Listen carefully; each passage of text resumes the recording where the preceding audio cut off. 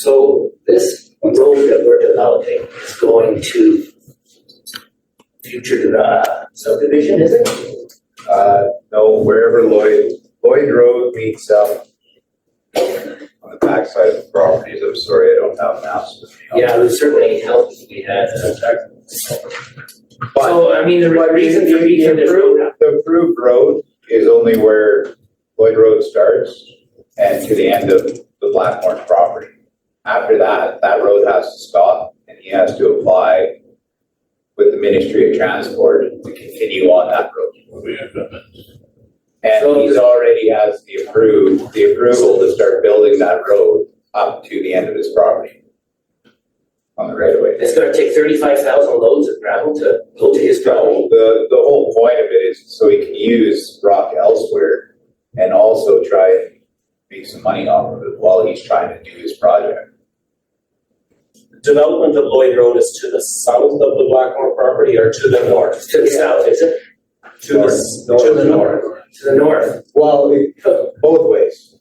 It starts on the south and goes north.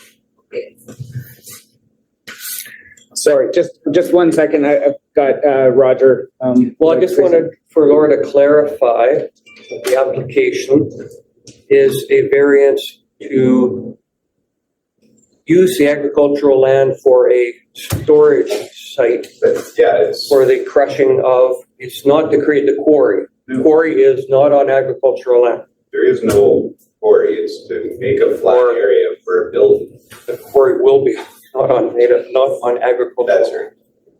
100%. It's the storage of and the creating of the crusher, what, 2.5 acres of disturbance? So the quarry activity, Separate. potential blasting, potential ripping and all that is not under our purview. No, exactly. And I think it shows it on one of the maps. Yeah. Most of the parcel is the AL farmland and then the corner 1.4. So Yeah, how on would your we get a hold picture, of copy of that map? We need more, we need more. Cause I need to see a map, I need a picture. There should be some, There's no picture. there's no, okay, you can go online, the referral package. If you write down your name or email, I can send you the referral Does this package. representative know any of the names along that road? That's the trouble. We know where everybody lives, we know their names, we just don't know them. I don't, I'm sorry. I know. Okay, do you know Drew Galius on the corner? Yeah, organic farmer? That would be. Is that Lloyd Road where Lloyd Road Yes, starts? It's south. 36 Well, and that's- Lloyd is that corner. Is that corner? Right, And that road runs south. to 24th, So it's a pretty good road until it gets to the entrance to the gravel. the gravel pit and then after that, it turns into a muddy road. So you're working from the north. I'm working from the north and heading south. Oh, okay, yes. So, and then, I've only okay, been out there from. And how far south? how far south is this from the entrance to the gravel pit where the reservoir is, are you going? All the way And through. clarify. All the way through to where? No, you're up. I guess where the stop sign and it's 24th back onto the. 24th. To 24th, which is, Valerie Road. straight up. Hilda. Oh, that's where the gravel pit for Spanky is. No, Spanky's on 20th. He's on 20th. Well, it might be on 24th. No, yeah, okay. Okay, Roger, you had a point of clarification? Yeah, the location, if you're traveling 30 seconds towards to the south, and that road parallels, there's open farms on the right, and then it goes left and up the hill for quite a ways before you get to the pit. That's not where this is. It is right where Lloyd Road flows just above those farming areas, and then where the road goes up, the Lloyd Road stays low, just above all those farming and private lands. So we're getting awful close to the Lister Reservoir, the Lister Reservoir. Yes, well, I'm not commenting on that, I'm just Yeah. trying to clarify where Lloyd Road is for you. Okay, but that's, yeah, and those guys are getting pumping out of a well. Why would they want any blasting there at all? It's not, the blasting isn't happening where the road is being built. The blasting is happening on a very tiny section. on the opposite side of the property. Well, how far does the blast go into the affect, go that way and not affect the water? I don't know. Yeah, that's a good question. Yeah. How, where it's gonna start. I mean, that does a bunch of fracking and stuff, I mean, underground, and that affects every bit of stream that's underneath. Also, I'm curious, you referenced the development of the future Lloyd Road.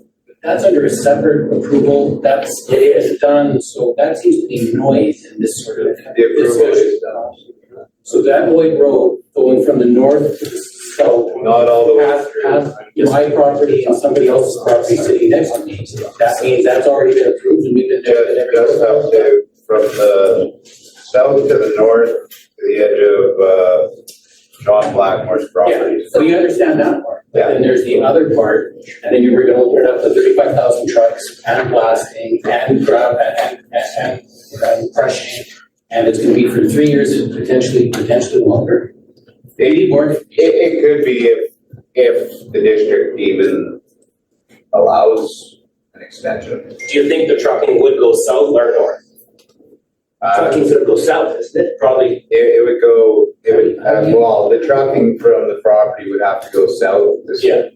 And then it would work its way the other way. Yeah. How do you know which way trucking is? So, excuse me, you guys live past the entrance going to the, Yeah. so is your road that poor shape that you can't travel on it, is it? It's good shape. The Our part of Lloyd Road, we have to maintain ourselves. it's like a driveway. Okay, And then ends at our gate. and is it gravel? We have to do it. Dirt, gravel, dirt, mostly dirt. So if this road goes through, it's gonna help you guys, is it? Give you a better road or not? We're happy with what we've got. We're happy with it ending at our gate. At our gate, So your gate is how far south from the entrance going up to the Lister Reservoir? How far south are you? We're just past that. Just past that gate? Just past. 100 feet, 150 feet, 100 feet. Yeah, Okay, so this pit is further south of your house yet too? a couple of, it would be, well, it sounds, without a map, it's hard to say. It sounds like it's at the south end of John's property. Which is what, 500 feet, 1,000 feet? Or- It's on the very. It's not miles, is it? no, it's probably about 1,800 feet. Yeah, so we're looking at a half mile or so, you know. So where do you guys get your water? Yeah. We have a deep well, so there you go. Right there on that hill. So there you go. You're saying you're doing blasting going down, well, that could affect how well? Could not very easily. I don't think so, that's right, I wouldn't know that. And the current traffic is disrupted, you know, so that the elk corridors and everything else associated with wildlife corridors, so. Because There's a huge wildlife corridor. when, and all the fences we're building and, you know, it's done a lot of harm in that respect. When do we pull in all of these aspects with specialists, water people, wildlife people, so that we can understand what the holistic impact of this is going to be as this goes forward? And how do we raise our concerns and get that done? Because that, to me, that's a government issue, that they have to fund that and make sure that we are making a good decision around this, because it's gonna impact everything forever. This isn't just a little thing that's gonna go away in 3 years, this is forever. I agree. So we'll open up the future development requests. Let's say, okay, this one. And the question I have is about the ALR side. Even though like you're all diminishing the size and the impact of it, this fundamentally impacts why the ALR was developed. And so now are we trying to say, but it doesn't really apply here because it's. I think it's important to remember and keep in mind, everyone with a name tag around this table is you guys that happen to get asked to sit at this table.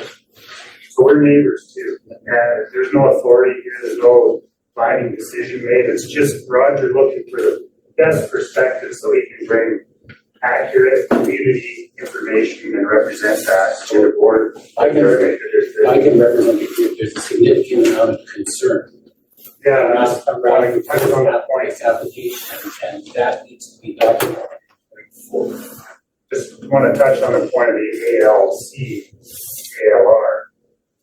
The actual quarry, as I understand, and I reviewed this document this afternoon, so forgive me if I've misunderstood, but the ALC portion is not the point. I would speculate that the ALC wouldn't have even been contacted because it doesn't fall within ALC land. Well, the agricultural land, our local agricultural land commission would have to get involved first. wouldn't they? Yes, they would have They to, would have to refer to ALC. Right, so I think what we're really looking at is some land that sounds like it'll be reclaimed and made level to make a temporary processing location for some rock, much like the Lloyd Road gravel pit that already exists, and much like the gravel pit that already exists at it would be the east end of 24th. Probably more traffic, but that's also why I think the decision to make the road in the first place was made long ago, was traffic could flow along it. It happens to have not been developed, but if we look at Canyon Lister for context, there's probably thousands and thousands of vehicles that travel that every day, and it feels like, and my math might be wrong in this as well, but 35,000 dump truck loads, let's say 4,000 of those get dropped on the Lloyd Road and another 30,000 filter out over the 3 to 6 year period. It sounds big. I think in reality, It is big. well, it sounds big and it feels big, but I think the reality of it is probably not so much of that. And I'm not advocating, I'm just trying to get accurate context from what I've pulled from these documents. I think the land itself will likely be left in more level, more arable condition than what it is now. If any of you have seen that property, it is bony ground. But I don't think we're worried about that land as much as we are worried about our water. Yeah, so the blasting, and correct me again if I'm wrong, that's not guaranteed. Ripping. Yeah, but who's to say you start all this and now all of a sudden you gotta say, I guess we gotta blast because. Yeah, that's a good point. I don't. So we're gonna say, okay, you're gonna apply it on blast. Well, we've gotten this far already, all we need to do is just a little bit of blasting, we can finish this project. Well, if we don't let it ever get to that point, we're doing a whole lot better, I think, than letting it get to that point and say, okay, one more step and we can finish this one. And now we gotta blast. So we can say we don't have to blast, we're gonna do everything we don't have to do it, but there's no guarantee. As soon as we open it up, saying, okay, you can do this, if he can build that flat spot, no guarantees, and they have to do no blasting, it's okay, that's probably okay. But if he I has to just- blast to do that, then all bets wrong. I just wanted to make a comment, and this would be, unfortunately, the planner who's working on the file is not here.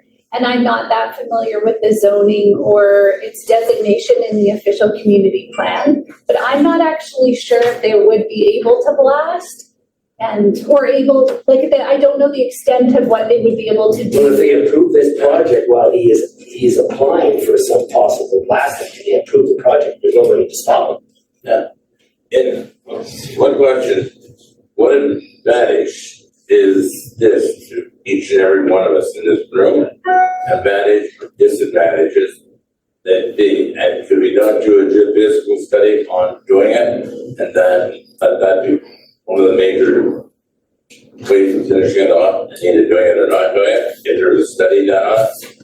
yeah, it's a good question. Study, so it'll need time, but you can't argue about it. Yeah. So I mean, So question for you, have there been any geophysical evaluations done on the property and any rock chemistry testing at all?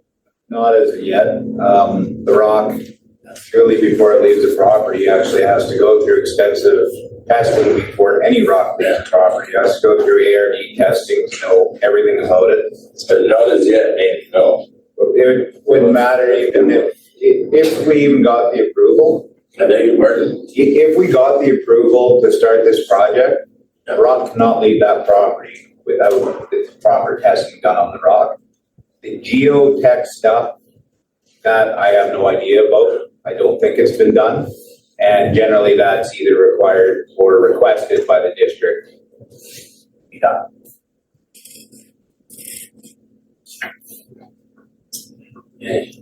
Comparing with any blasting or any manipulating with the watersheds, as already has happened in the Lister watershed. So Canyon, Lister. I definitely hear all your concerns around blasting, and there are multiple avenues to get away from conventional blasting, especially in high-risk areas.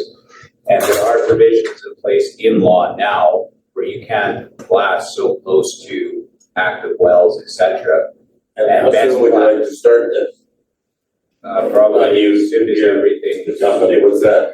as soon as everything is approved. As soon as So you can. we're probably looking fall, maybe? Maybe. If it would got approved You somewhere think there. that quick, that it has to go from here to regional ALR, to provincial ALR, to us? I think that would be optimistic. We all know the speed government moves. So Sorry, just, I have never dealt with anything on ALR lands, so I don't know the length of time. I think it could be a very slow process. I'm guessing, I'm just going off of my last permits that I've done for homeowners, and it's been anywhere from 3 to 8 months. okay, Karen, you had a question? Yes, have you done any assessments on the potential effect of water as these folks are talking about? Roger, has the Agricultural Land Commission received this referral application?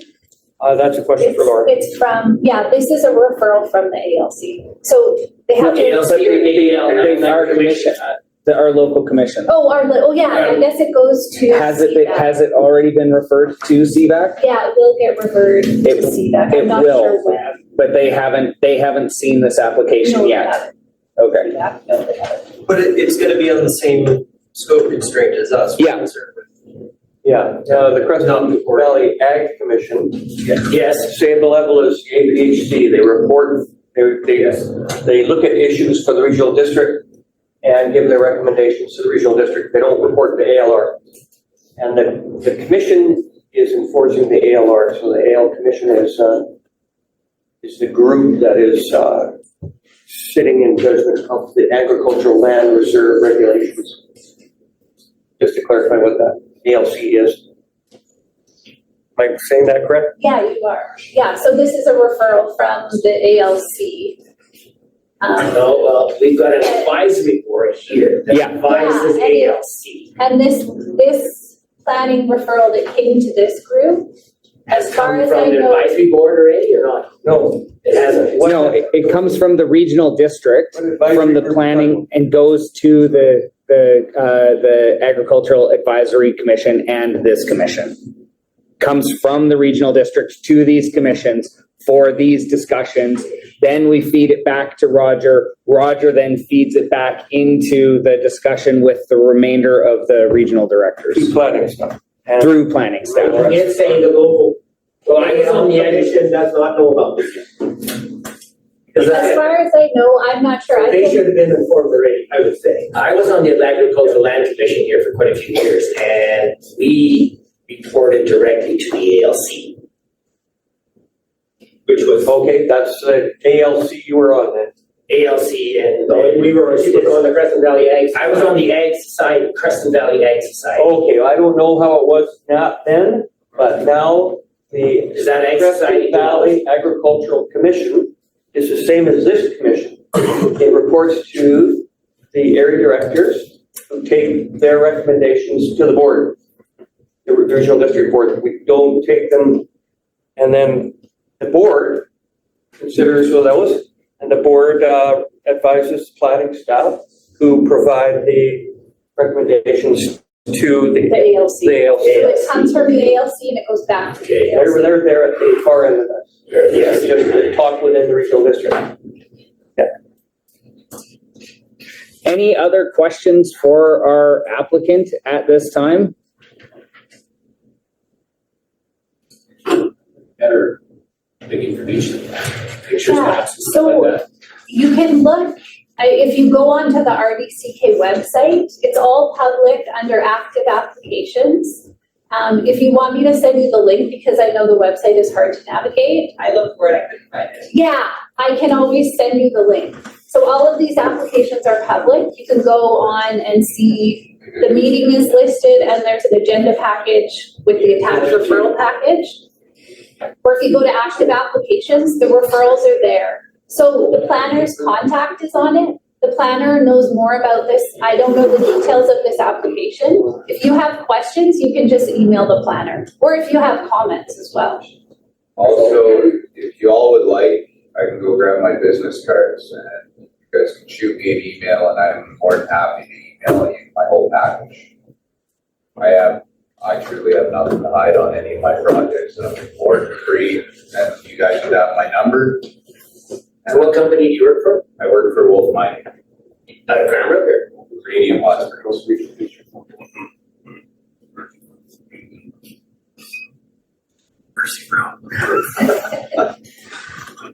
So maybe if I can then just bring it back to the commissioners and wondering if there's any resolution that we'd like to put forward for this evening based on the discussion that's just happened. Can I make one comment? Yeah. At the bottom of the application for variance, there's a list of everybody who was basically contacted regarding this variance application, and the Crescent Valley Agriculture Advisory Commission is one of those, so I'm thinking they would probably have been contacted. I don't know that. The list includes the regional agrologist, the Crescent Valley Agricultural Advisory Commission, the RDCK Building Services, Tunaha Nation, the Lower Kootenay Band, the regional district directors for Area B, which would be us by extension, just for perspective, and then also, here it is, APHC Area B. So I would assume that the agricultural interests probably have this on their table at this point.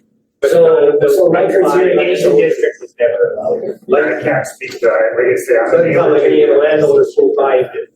Yeah, that would probably be later, maybe if, But if you did it right away, I think you might save a whole lot of meetings down the road. You let the public know what's going on. I mean, I know there is a process. well, we are the public here. I know, but We are you, so that's far beyond my pay grade. But you got landowners that are close by. Yeah, that absolutely. phoned out like all of us a half an hour or an hour ago now. Yeah. I mean, we were lucky someone phoned us, we wouldn't have been here and probably just be a very quiet meeting right now. Right? He would say his thing, you guys would question a few questions and then pass it on to the next thing, and there would know nothing about it. Right? Eventually we would hear something about it, but by that time, that's, you know. And so maybe this is a direction for RDCK. Yeah, so you probably hear about it at the time when they had to apply for the temporary use permit. If your neighbors, Our Water temporary use districts. permit actually. I mean, it's yeah, so there's still another application they have to go through with the RDCK. This is the first step.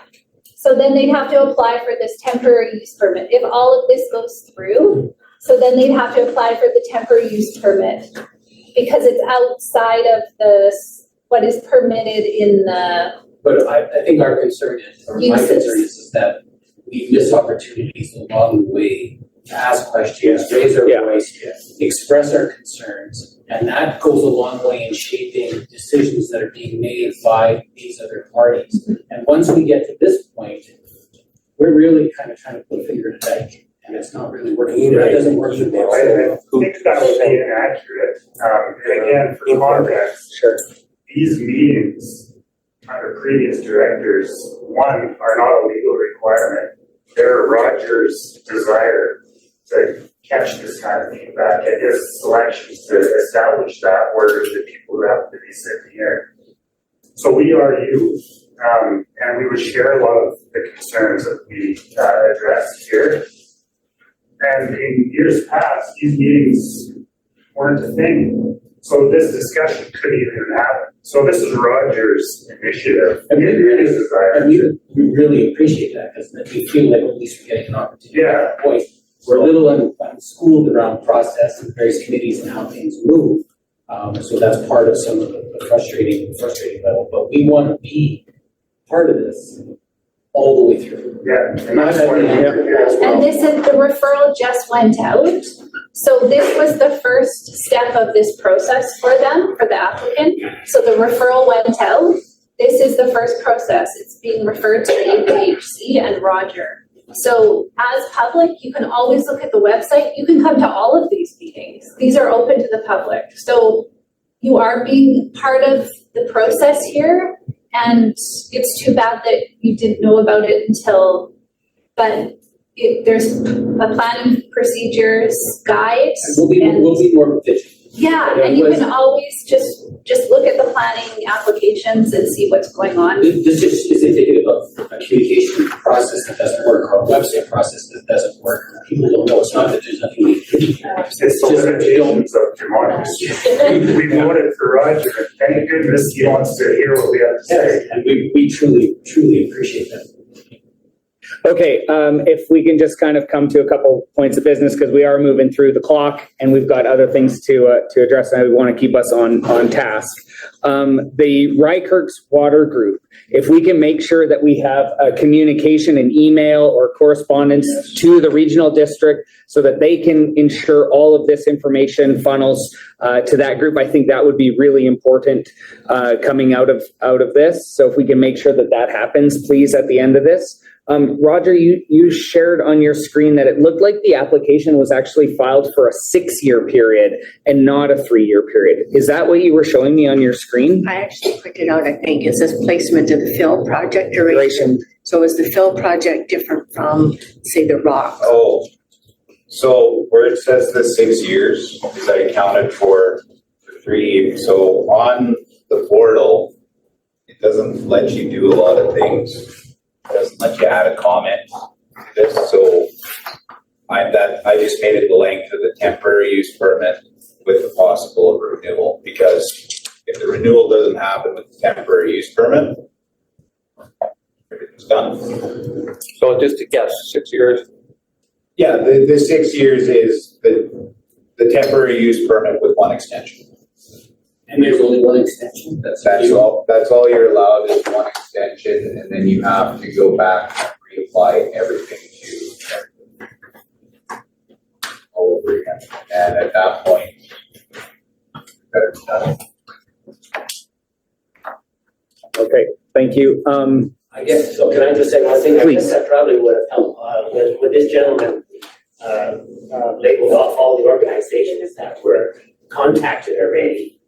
I can't see, I mean, Rykers Irrigation is a registered organization, so is the Lister, Erickson Irrigation Lister. I mean, why they weren't contacted at the same time? Yeah. That agricultural land commission or the advisory board was and everything too. Yeah. I don't. We should have been contacted at the same time. Absolutely. And so maybe, Laura, if we can have staff spend some time and figure out that contact process Okay. for the referral process, so that we can make sure that for future applications, all of the regional district water groups, like the ones that are under the regional district, as well as all of the community, exactly, as well as all the community groups are under that. And then we also have individuals with groundwater wells, and under the new groundwater protection regulation, all of those wells have to be registered and accounted for. So the regional district should be able to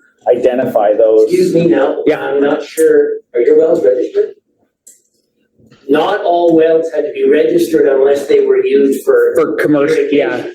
any form of commercial If they purpose. got under the timeline, they could have a well that's strictly domestic and isn't even registered yet. I don't think it was. It was probably put in before they qualified for all to be registered. Yeah.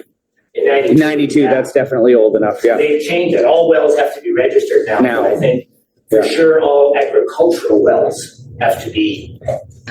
All industrial uses, and agriculture is an industrial use.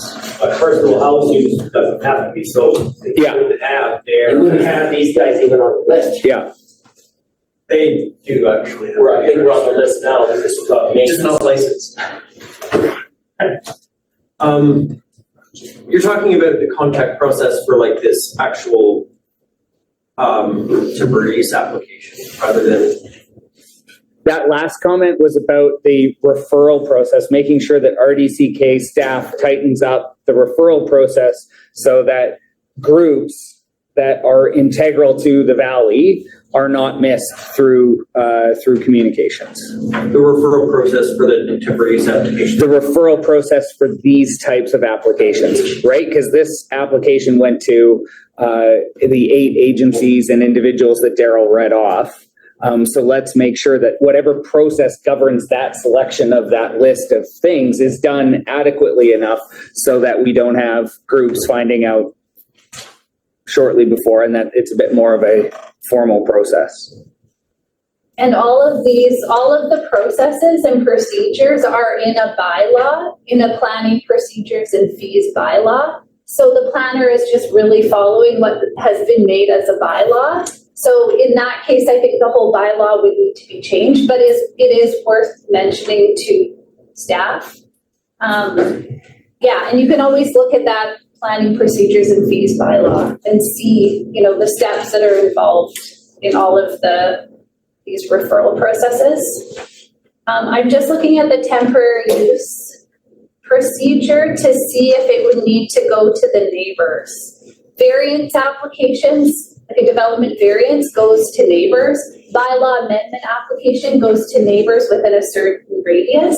I'm just not sure if the temporary use permit needs to go to the neighbors on referral. Oh yeah, it does. So notice of proposal will also be given to owners and tenants of parcels within a distance of 100 meters of the subject property. Right. So, and it says it can be extended at the discretion of staff. So these are big parcels out there. Yeah. So 100 meters isn't adequate. Yeah. These all big parcels out there? Yeah, they're all big. Yeah. Yeah. We're 40, the And property. signs get posted. Yeah, So yeah, 100 meters is not. is nothing. It's not gonna. It's not gonna affect. Yeah. And that might be something, just because it does say it can be extended at the discretion of staff.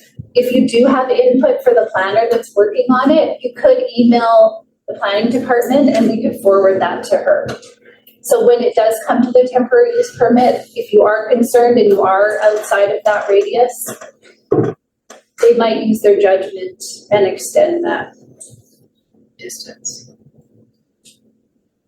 Okay, so, is that Sadie, is the planner? No, Stephanie Johnson. Stephanie Johnson. Somewhere. And her name is in the referral package. And And you can always just email planning@rdck.bc.ca. And then we can forward things to Stephanie. Or if you have questions. What was the email, planning at RDCK? Yeah, .bc.ca. so again, just want to bring it back to the commissioners here to see if there's any type of resolution that anyone would be interested in making on the discussions that we've had tonight. Well, I think for public, if there's, just kind of reiterating that what we're here to do is to talk about the possibility or whether we give our support to Roger or not for the use of part of the property that is ALR for placing crush and placing a crusher on it and using it to crush rock. That's it. The quarry and the concerns that I think it's fair to say require some legitimate opportunity to have a conversation about sound like they're primarily around the quarrying activity, or if you want to call it the mining activity itself. That's fair to say. But I will state that, and I will stop talking. So let me understand, you stated that what's really up for discussion here is the placement of a crusher on a piece of property that's not inside the ALR, and therefore not the concern of the people that are around there. Right, that's, I guess what you're saying. That is my interpretation of from what I've heard today. Your concern is not our concern, your concern is strictly his concern. Yeah, and that's not, if you're the public and you're representing the public, that's you have to take a different perspective. No, I think it's a misunderstanding. Yeah. I think you're trying to, this is important to get clear. Yeah, I know what he's saying. Yeah. That's what he's saying, he's saying. No, it's, I think it's more along the lines that, so that we understand what we're able to speak to within the context of this meeting, with the outcome only of saying, Roger, here's what we think in this room. So it's not binding, but the only thing that we're able to speak to within the context of this meeting is the placement of the crusher on land in the RDCK agricultural 2 zoning. the quarry, the activity thereof, with the concerns that have been voiced, is outside of that. That's in non-ALC land. That's a non-ALC land, and those concerns, as valid as they are, the only thing that we're able to speak to here, and the only thing that Roger would be able to bring up the chain would be the gravel pit, basically processing area. Okay, so if we weren't here, there's a high chance you would have approved that. We don't approve anything here. No, there's no approvals here. There's only recommendations for Roger to then take those recommendations forward for future discussion with the RDCK board. So there's no recourse for me. So I don't want to listen to a pressure for 3 years or 6 years or those sorts of things. I think at that point, it would be when the temporary use permit, far beyond us, is when it gets to that point, that the RDCK will then notify people within the vicinity. The signs you see on it. And I don't know, 35,000 trucks driving up and down Lloyd Road past my place. Yeah, and keep in mind that, I don't know, probably over the course of 6 years, so it'll be a trickle. I don't know, I'm not advocating, I'm not trying to be so. It's still not. It's a change, it's a change, a temporary change. This is a big process, and there are lots of pieces in it. And what I think Tyler and Daryl are saying is that the scope of this commission is really quite narrow. It is one small piece of that. It's not saying we don't agree with all of the concerns that have been raised. The thing is, it gets the ball rolling, right? Well, your recommendation would be probably, so the ball would start rolling out. You would recommend, okay, let this 2.5 acres, so be approved for him to store a. That would be your recommendation if we weren't here. We haven't. I can't guarantee that. I mean, we've reviewed all kinds of applications over the last year we've been together, and some we have said, that seems like a reasonable approach, and others, no, it doesn't. So without you, with you or out you here, I can't tell, right? But just hearing our concerns. It's super valid. You a little bit, one way or the other. The questions that were brought up and the discussion that's been had has been absolutely exactly what this process is for. And Roger's been sitting here the whole time hearing all of this. So even though this commission is again focused on a very narrow piece, he has the totality of those comments. And I can assure you that he will walk with those to the next conversation he has. So can I ask you a question? Yeah. For the parts, you put the finer point on what you're here to kind of discuss the recommendations about. After you've heard everything that we've talked about here today, you kind of really skirted around that one little piece of property and putting the pressure on it so forth. What should we be bringing forward with respect to that part of this larger discussion? We've certainly wrapped it up in a lot of very complex and complicated ideas and concerns. Is there something that you would like to know from us about the recommendation that you're going to put forward with respect to that one small piece of the property? Like, is there something that we might not have touched on, or that you would like to know from us? Like, I don't want to hear pressures and road noise as it has noise. Is noise been considered a factor? Does the disruptions of the wildlife corridor that goes on, are those concerns that we've escalated those? Is there anything else that you would want to know from us that would help you make an informed recommendation? Well, again, if Roger could invite all members of his constituency to have a meeting, which obviously would be impractical, but if he could, he may have done that. This group, being an extension of your neighbors, was the best realistic attempt at gathering this input. So hopefully these concerns that have been shared would have been represented in the group that. Okay, Yeah. it was an attempt. Which is the best. It's an attempt. I do have to step in because we do have other people here for another application as well. And so I do have to be a little bit of a whip cracker at this point. Say the best attempt we have, not the best attempt. That's all I wanted to say. Okay, appreciate the comment. Sorry, Roger, one final Yeah, I thought. can say that I have heard your voice tonight, and those comments will be taken forward to other meetings I have in the regional district. It would help to express your opinions in an email to planning@rdck. To you, in other words. No, to the planner.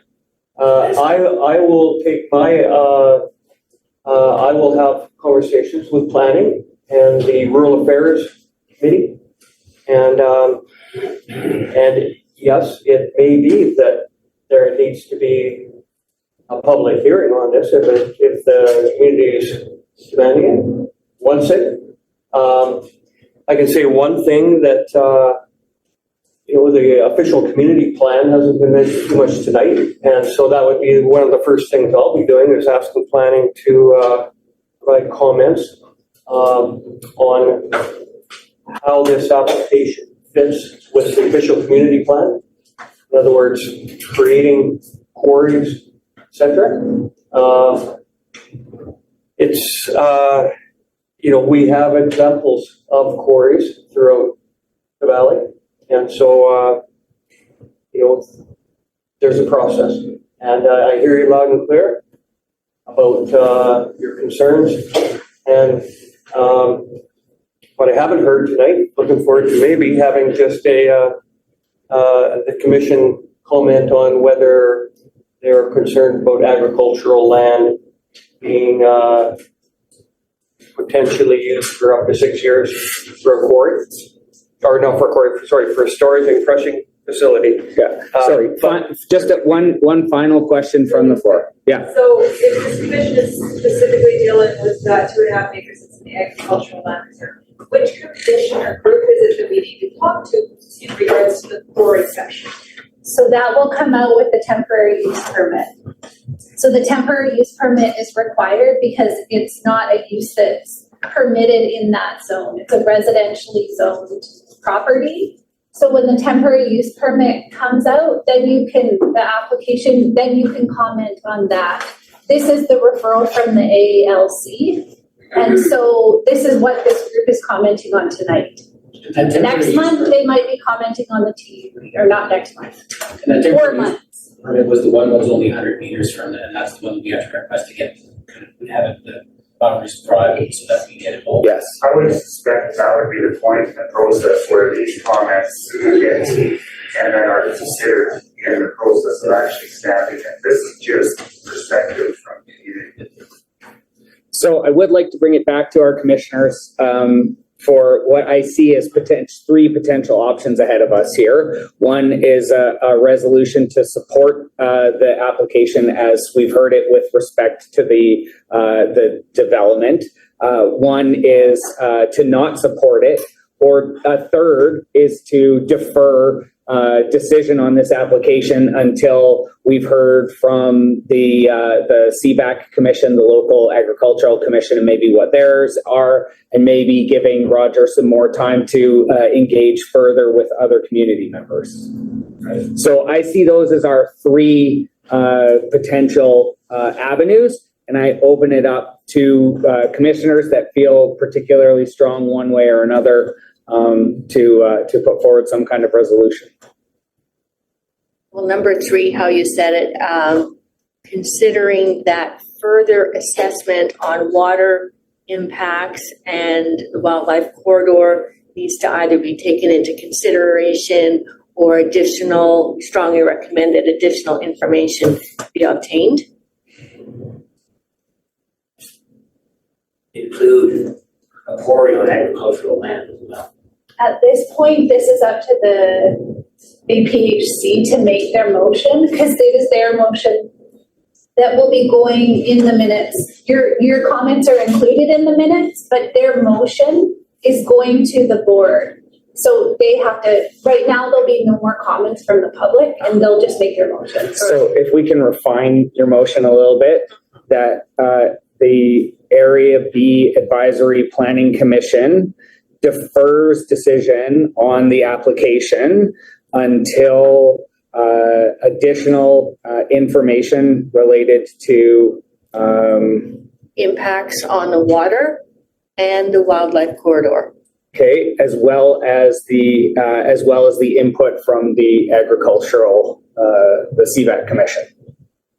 Yeah, that last part, I mean, if we didn't have any issues or concerns about water or wildlife, then the tiny piece by itself, I wouldn't have a problem having something on agricultural land and then put back. But this is, I think. I guess I'm bringing it up because I do think it's important to recognize that we want the input from the agricultural commission. No problem. That's all we're saying. Okay. Any other input or additions to that, commissioners? Okay, so we have a motion put forward by Karen. Okay. And a second? Second, and commissioners, adoption of the motion? Okay. That's 4. I think it's a little onerous. I definitely hear the sentiment in the room. I also understand that we all benefit from the economy. How do we balance that in a way that's equitable? We can raise concerns. Wildlife, personally, would be one that we live in British Columbia. We walk out our door, we probably step on a bug. Sorry, something. You know, we have an impact. So we can extend this to a point where, you know, do we have... Daryl, I'm sorry. I gotta cut you off. Okay. We have a motion ahead of us. We're recording the vote on that motion. Okay. So yay or You can yay it or you can nay it. You can say no. Oh, okay. Yeah. Yeah. Okay. Nay.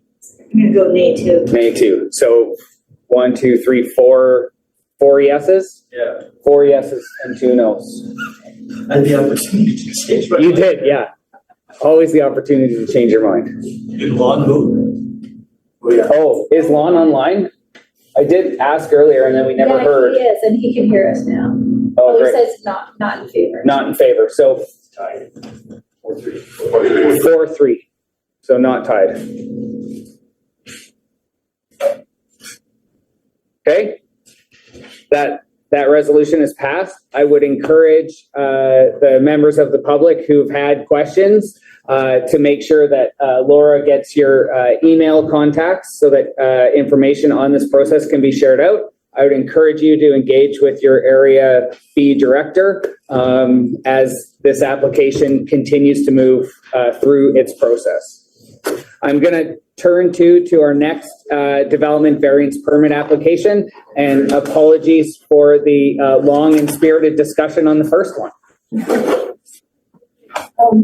So just to reintroduce myself, Jan McGinn, and my husband Greg. And we found out when we applied for a building permit 2 weeks ago that we needed to apply for a development variance due to the footprint,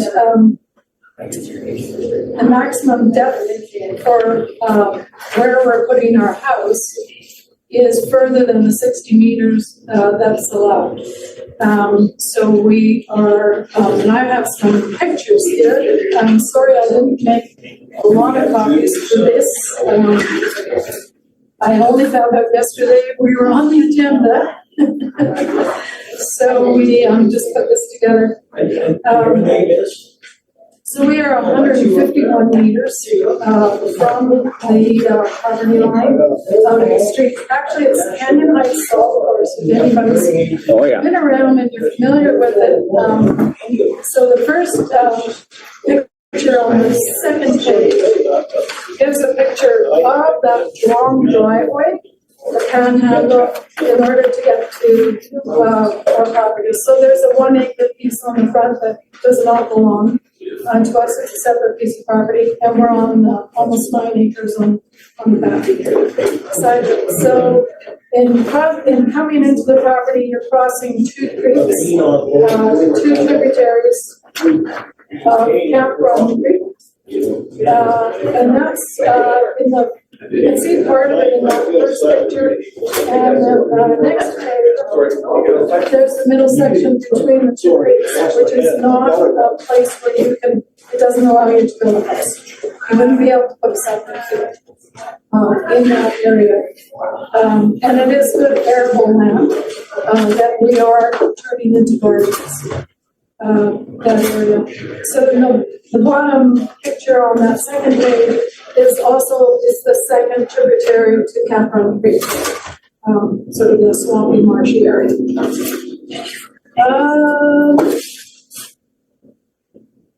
Okay.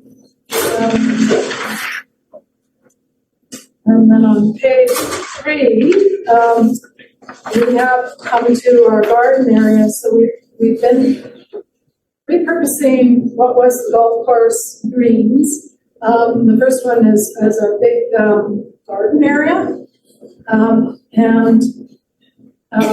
Then the house is situated right next to where that garden area is. It's pretty well the first place that we could put a house on that property. There is a building there existing that was the arbitrage in the beginning, and then was used as the golf course maintenance building. But it's not one I would want to live in. Ever. And just to mention that this is a multi-generational house that we are, this is my daughter, Robin, and grandmother Julia. Kids. And so our dream is to turn this property that has been used as recreational back into agriculture. So we have horses in the back that are my granddaughters, and we have goats, and plan to get other further animals. So it's just the dream to make it as much farming as we can. I think that's pretty. Great, thank you for the succinct, sorry. There's 2 variances that apparently that we have to apply for, and I wasn't very clear on that at the beginning. One is the distance from our property line, and the other is the footprint of our house is 23 meters over what's allowed, so it's 323. And does that include that your driveway? Because that should be included in the overall, so that's the total development footprint, driveway, building. It also includes a septic field. Septic field, okay. Which can be used for agricultural. It's not without that. Mm-hmm. It looks, you said there's a structure on there currently, the old abattoir. Yeah. Is that going to remain? Or are you going to take it down? No, it's remaining. We use it for storing our tractors. Okay, And so it's like it's a storage. okay, a little barn. Yeah. Okay, and it's currently on the property near the driveway area? Yeah. Okay, so I'm just looking at an image in this referral package. It's got an air image. Yeah. And it looks like it's maybe that image, that Yes. building. Okay.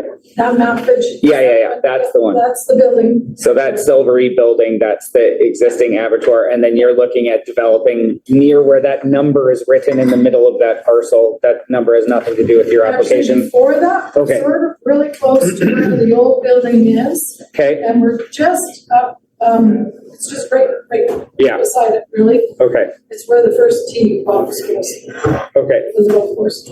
perfect, thank you. Open it up to questions from our commissioners. 323, so it's 23 square meters over the 300, is that right? Okay. And that includes the septic field. No, that's just the house. Yeah, but that 323 includes the house, the septic field, and the road? That's house. Oh, that's just house, okay. And it's the house that's supposed It's to the be. living area. Uh-huh, okay, Doesn't include any decks or. right. We had a conversation about that 60 meters from the front thing once, and what was the thinking behind that? Again, like why is that in a bylaw? It was put forward as a recommendation by the the RDCK planning group as a way to protect agricultural land. What we've what we've encountered ever since then has been a series of situations like this where, oh, there's a creek where we could build, or this reason or that reason. And so we've spent quite a bit of time on those that way. And the land between the two creeks is quite arable. That's where we plan to do some gardening. Yeah. Okay. Just seems like a unique situation where the acre-ish at the front is not part of your property, and so you've just got this little thing on the side. It was at one time, it was actually the restaurant to the golf course. Yeah. And at some point, it was subdivided. It's commercial, so.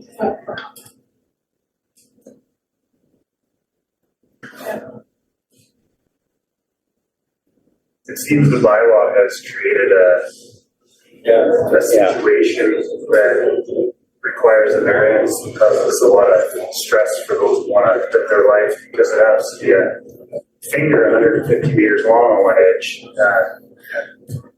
Seems to be totally within the scope. Is that a motion? It will be. Is there any other discussion, any other questions for applicants? Does Lon have any questions?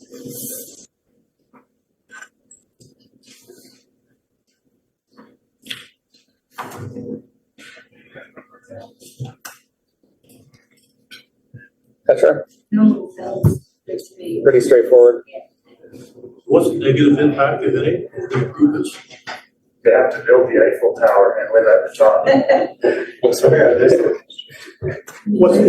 negative impacts if we approve the variance? I'm asking commissioners, I don't. So I mean, the premise of the bylaws that we're trying to, all that we're being asked to provide a variance for is to maximize agricultural land use. Okay.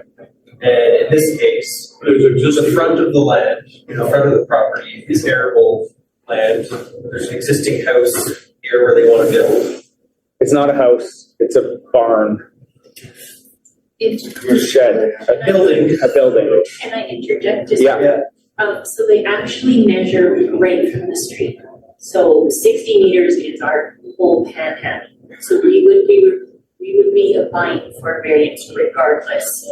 Oh, that's true, because you're That's what I all mean. the way to the street. Yeah. That's what I mean by Yeah. So if you want us to build a mushroom house, Yeah, We don't have a choice. yeah, there's no choice. we've got to build it up so high that we could get a truck up there. But on top of that, from the front of the real property, there's two creeks.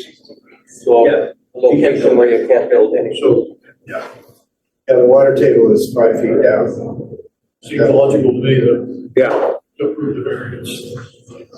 So then it becomes, where do you measure that 60 meters from? well, it's not that we don't really need to have that question answered. Where do you measure the 60 meters from? They have an application. It seems logical. They could build a house where. Yeah. within the 60 Yeah, feet. they've got, it's clearly their proposed residential site Yeah. and different things, so they've, This seems like a good exception to the rule. Yeah. You want to put forward a motion, Jerry? I did. You did. All right, so I'm hearing that we have a motion to approve to support, sorry, not approve, we don't approve anything, but to support the development variance planning application for Greg and Janice. I'll second. Tyler, second. Commissioners in favor? Pardon? No. Yeah, yes or no? Yes, at this point, Daryl, it's yes or no. Yes. Yeah. Just clarification, sure. Yeah. Is there two variance applications in one? There was two variances in the one They're application. seeking to vary two Yeah. parts of the bylaw in the one application. Okay. Our house is too big. Yeah, the house is too big and it's not close enough to the road. I was just speaking about the 60 meters. Okay.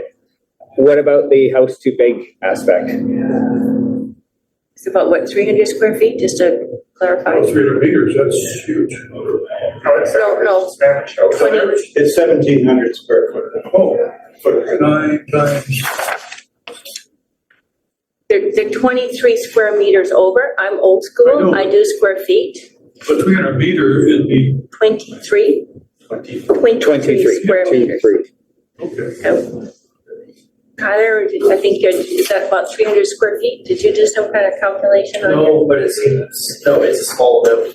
Yeah, Well, offside's a small amount too sometimes, right? yeah, because I did basically 10%. The offside was stuff, but. Right? 10% would be 32, 10% would be 347. So it has to be less than 347 square feet. It has to be. So I'm guessing 300. The plan of 300 square meters? I think So- it comes back to just maximizing agriculture. 247 square feet is what they're asking for. An additional 247 square feet over the bylaw amount. What is 323 meters? It's We already voted. No, we just haven't, did we vote for it? No, we haven't voted on anything. Tyler's just being difficult. Sorry, 323 is 3,476 square That's feet. a good size house. It is a good size house. And can I interject again? That is on both floors. Floors, yeah, so it's 1,700 square foot, one floor. It is not a big house. I promise you. So it's 150 feet on each floor. So it's a That's 10 by 15 room Yes. on each floor. That's what we're talking about. Yeah. So the 10 by bylaw was 15. about, And it does include okay, undeveloped space. that makes a difference. Yeah, 10 by 15. You may recall this was debated on a previous variance observation. Yeah, It should be on the, what is on the footprint? on the footprint, not the total square, yeah. So that's, I think that, yeah. So are you good with your original motion to accept the application as presented? Yeah, I am. Okay. Commissioners, you had Tyler's already seconded. Now we're going on to vote. That's a yes or no for you, Daryl? Yes. Yes. 2 yeses, 3, yeah, Yes. yes, and I'm not sure about Lon. He's in favor. Okay, Just for the clarification, of the applicant, this application also goes to the Agricultural Commission. And I haven't set a date yet when they want to have their meeting. They've been asked, haven't set a date. So we'll be asked to present to them as well. Try to get further to the agenda. And then, all the directors are a part, Kelly Vanderberg, Gary Jackman, and myself are all part of sitting in and listening to the Creston Valley Agriculture Group. So, it's an important second step. Clarify those two stories, that makes a big difference. Very much. Just what I thought was yeah, the single, it does make a big on difference. the impact on the piece of land. It's a 1,700 square feet. Yeah, that's, Yeah, need to clarify that, make sure they know that. Yeah, as you may recall, we weren't in favor of that application, and this group was, as far as that.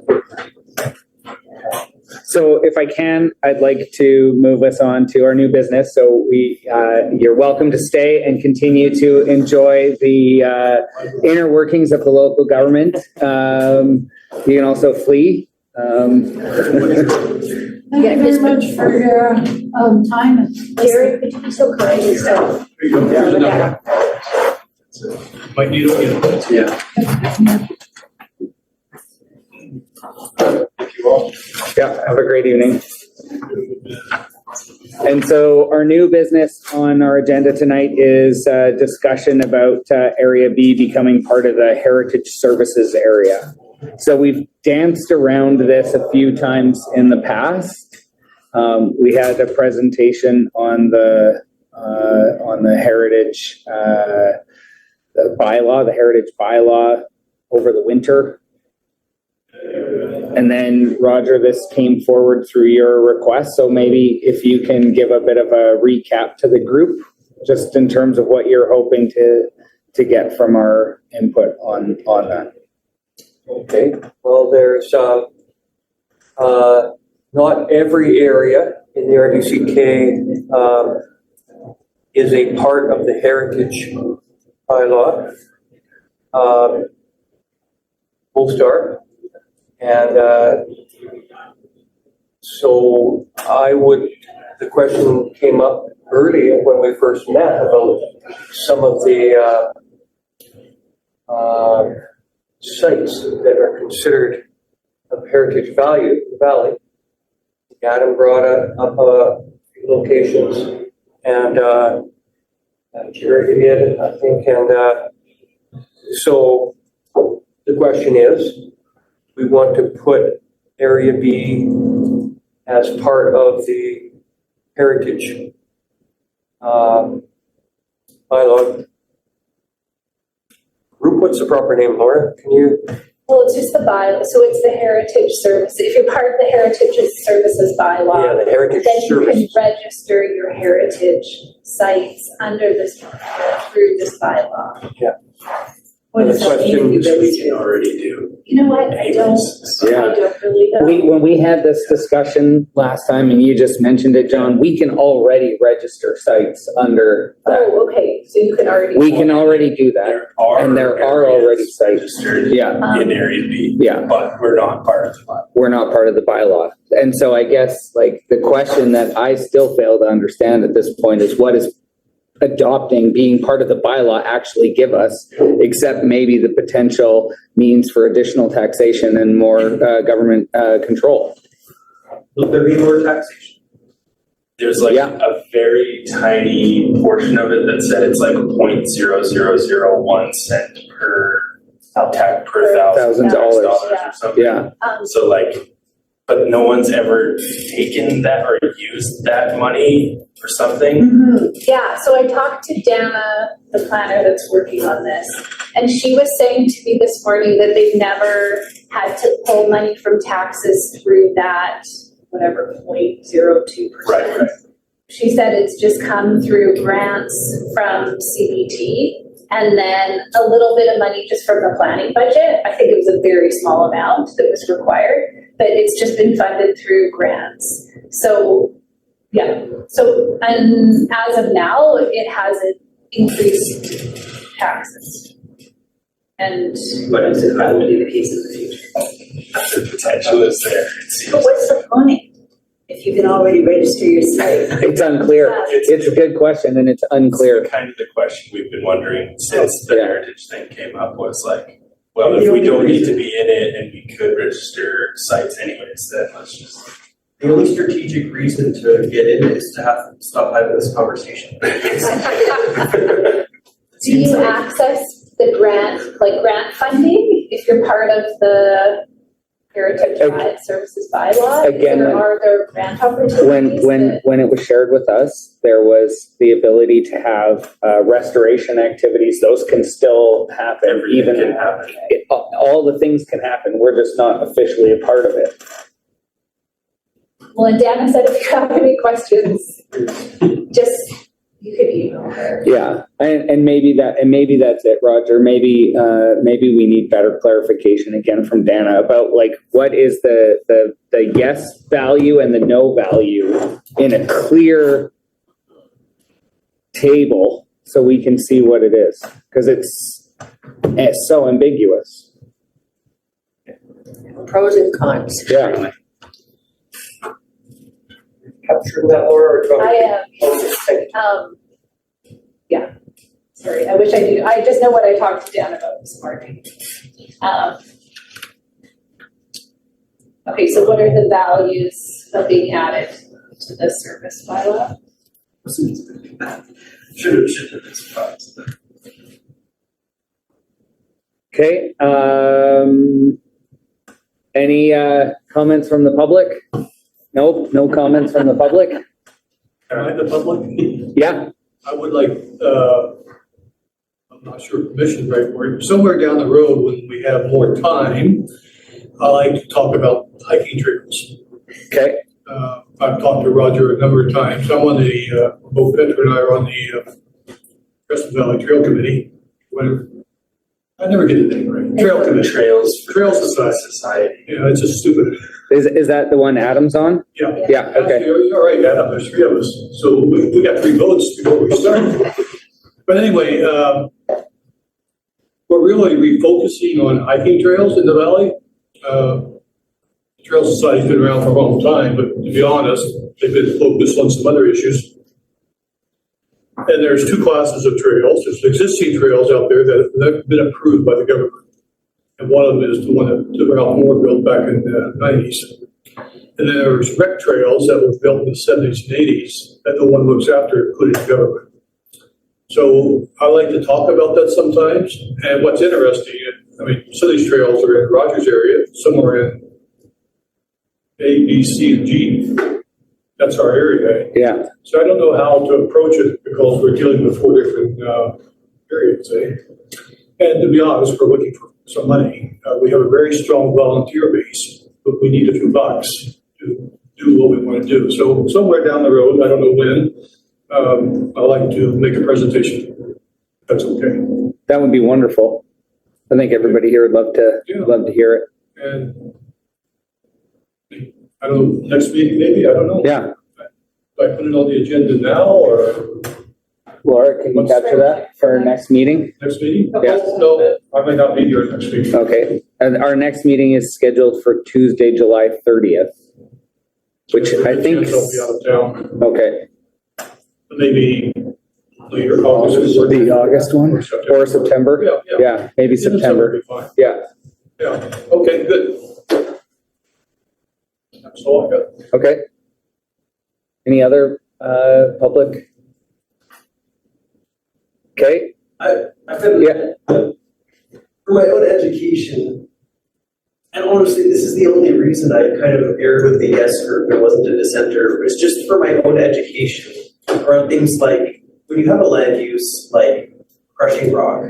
Can I just make one request, Tyler, that maybe in the interest of the official APHC that we end the meeting and then we have a sidebar. If it needs to be a sidebar. Yeah, definitely. I think because I have some questions about what transpired this evening. Okay.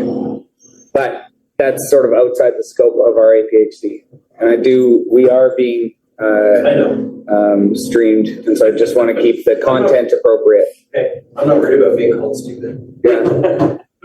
Yes, that's good. In your case, that's a good thing, Tyler. Yeah. Yeah, it's good. So I think with that, maybe we'll. Yeah, and do you want me to get back? During the meeting. She's sorry. Yeah.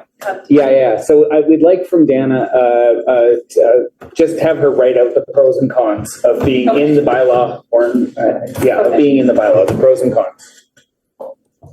And then we can have a discussion about it. We'll put that on our agenda next time. Okay.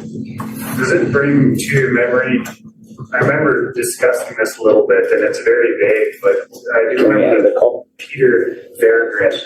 I've adjourned the meeting. I said the word adjourned. Oh, you're done? Yeah, we're done. Yep. Yeah. Okay.